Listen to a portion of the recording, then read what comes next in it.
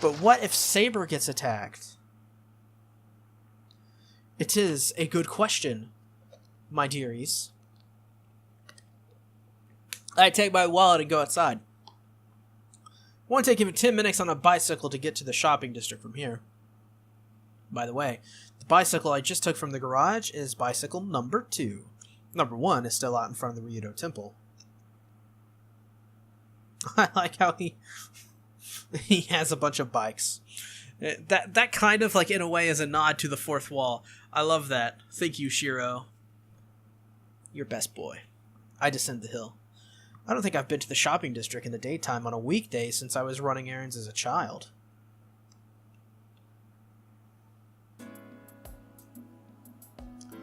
Because it's daytime, there are lots of housewives at the intersection on their way home from shopping. They're coming from the shopping district that Sakura and I go to regularly. I finished buying all the groceries, ingredients for lunch for 2, and a light Japanese snack. Dinner tonight is fine since Tosaka's in charge of that, but I buy enough bread for 4 people for tomorrow's breakfast. I don't know how to make strawberry jam, so I buy the cheapest. Well, that'll probably get me some criticism, so I buy a rather expensive one. Damn, it's really expensive. Why do I have to pay 1,000 yen or something so sweet? For something so sweet. I complain as I put the groceries into the bicycle cart, and then I feel something tugging at my clothes from behind. Oh, look at that. There's a truck right there. This is some nice details. I guess it's not a truck, that's like an SUV. Oh, you can hear like sounds in the background. There's a manhole cover. There's, what is that? Pochinki? That sign there at the very top? Pochinki? Yeah. Pochinki? I turn around, wondering what it could be. Yeah, that's a problem.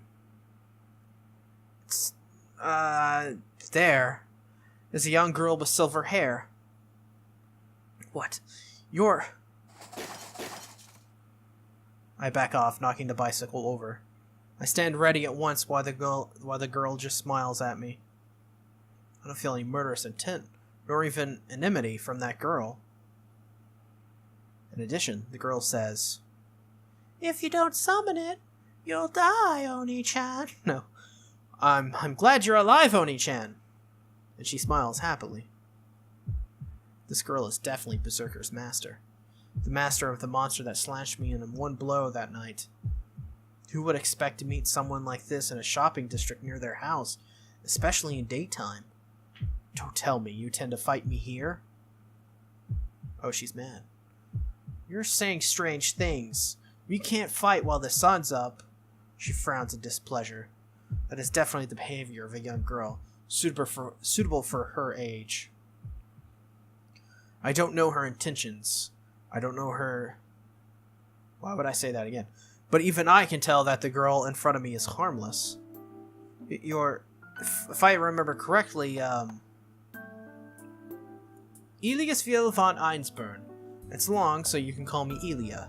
So, what's Oni-chan's name? Me? I'm, Illya Shiro. Illya Shiro. That's hard to say. It's the first time I've heard it pronounced like that, too. No, if you have trouble remembering it, you can call me Shiro. That's my name. Shiro. Oh, so it's an easier name than I thought. I see, Shiro.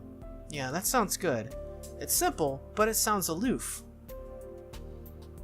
Illya looks at me with suggestive eyes. My body intentionally moves and lowers its waist down so it can move more freely. Because she is Berserker's master, if she felt like it, she probably could blow me away along with the flower shop next to me. Oh, you don't have to be so careful. I left Berserker at home today. Oni-chan left Saber behind too, so we're equal. Illya looks up at my face happily. Well, what do you mean equal? Hey, let's talk. I have lots of things I want to talk to you about. Huh? The girl clings to my arm as naturally as if we were holding her, as if naturally she were holding her father's. Hold on. What are you doing all of a sudden? Is this some new scheme? We're just gonna talk. Normal children talk friendly, right? Well, that's true, but we're different. We're both masters and we've already fought. We're more like enemies. That's not right. I don't have any enemies. Other masters are just harmful bugs. But I can let you go if you behave yourself. God, she's crazy. She's saying terrible things so casually, too. Jeez, just get off me. You're being absurd. I swing my hand and throw Illya's veil off. Kia! She topples. As I try to make her let go, the girl almost falls to the ground. Oh no! Illya! Why the hell did I do something like that right then? When I noticed, I instantly reached out for Illya's veil. Jeez, this is too long. Illya's waist and caught her as she fell. I silently lower Illya to the ground.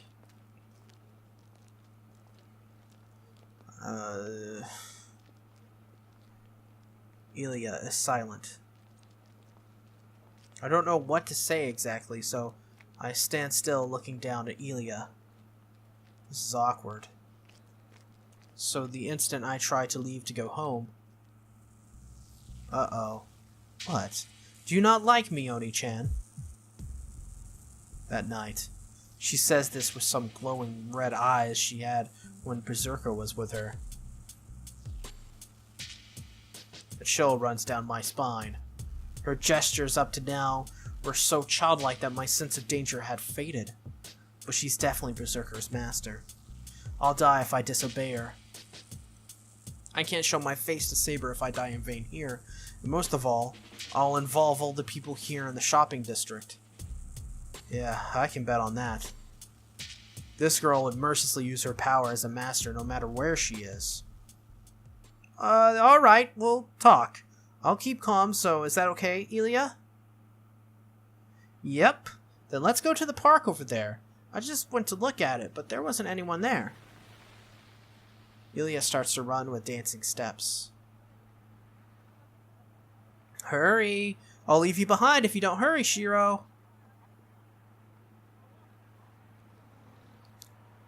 Well, that was interesting. Illya runs to the shopping district, spinning in circles. She really went on ahead. Beyond amazement, I'm a bit moved. For this girl, Illya, any promise is an absolute truth. That's why she ran off so happily.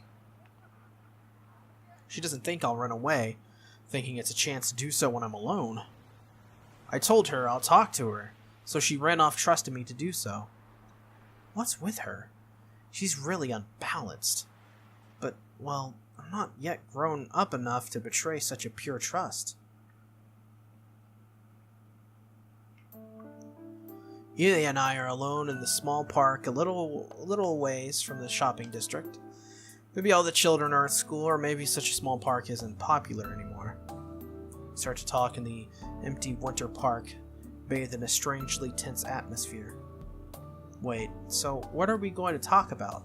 Do you want to talk about Saber? Huh? Why would we talk about Saber? Because we're masters. We want to gain information on enemy servants, right? I don't want to talk about that. It's boring if we don't talk about something more fun. Well, you say boring, but then what's fun for you, Illya? I don't know. I haven't talked to other people much, so I don't know what I should talk about. Oh. Hey, you brought me here to talk in spite of that. Didn't you get taught not to act on something until you think it through? I bet you didn't. So be thoughtful. So be a thoughtful adult from now on. It's fine. I'll let you do that sort of thing. It's the man's responsibility to escort the lady, right? So all I have to do is follow you. She smiles and leans on my shoulder. That's kind of cute, I guess. It's kind of heartwarming. She's not just being overfamiliar, but it's as natural as a small animal snuggling because it's cold. Wait, looking closely at her, she does actually look cold. Illya, are you cold? Huh? Yeah, I'm cold. I don't like the cold. She breathes out a white puff. Even though she said she doesn't like it, she looks at her breath happily. I see. It's not always like this, but it's strangely cold today. It would be pretty bad if you don't like the cold. Where are you from, Illya? Your name sounds kind of noble. It's not kind of noble. I am a noble. I was born in the old Einsburn castle. It was always cold and snowing, so I'm fine with this cold. You were born in a cold country, right? Then shouldn't you be used to the cold? I'm used to it, but I don't like it. I like warm more than cold. Don't you like warm too? Yeah, of course. I like it warm rather than cold. This is such an innocent conversation. Yeah, so I stay warm in my room when it's cold, but I like the snow. It's so white, and my dad said it's just like my hair. I clap my hands together. She's right now that she mentions it. I was trying to work out what I associated with Illya. If there was such a thing as a snow fairy, wouldn't it look like her? Your father says clever things. Your hair is certainly white like snow. It's white and soft. Yeah. Right. This hair is something I can brag about. It comes from my mom, and it's the only girlish thing about me. Illya laughs happily. Seeing such gestures really numbs me.